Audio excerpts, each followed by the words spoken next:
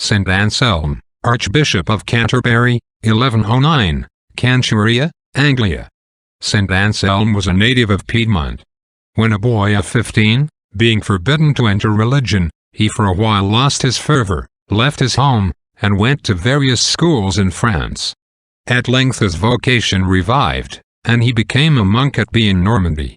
The fame of his sanctity in this cloister led William Rufus, when dangerously ill, to take him for his confessor, and to name him to the vacant see of Canterbury. Now began the strife of Anselm's life. With new health the king relapsed into his former sins, plundered the church lands, scorned the archbishop's rebukes, and forbade him to go to Rome for the pallium. Anselm went, and returned only to enter into a more bitter strife with William's successor, Henry I. This sovereign claimed the right of investing prelates with the ring and crozier, symbols of the spiritual jurisdiction which belongs to the church alone.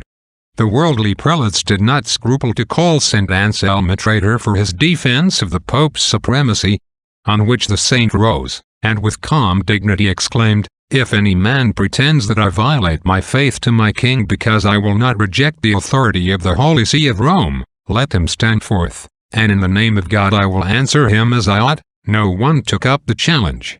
And to the disappointment of the king, the barons sided with the saint, for they respected his courage, and saw that his cause was their own. Sooner than yield, the archbishop went again into exile, till at last the king was obliged to submit to the feeble but inflexible old man. In the midst of his harassing cares, St. Anselm found time for writings which have made him celebrated as the father of scholastic theology. While in metaphysics and in science he had few equals, he is yet more famous for his devotion to Our Blessed Lady, whose feast of the Immaculate Conception he was the first to establish in the West. He died, 1109. Reflection.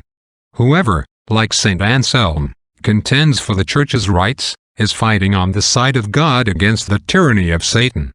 Amen.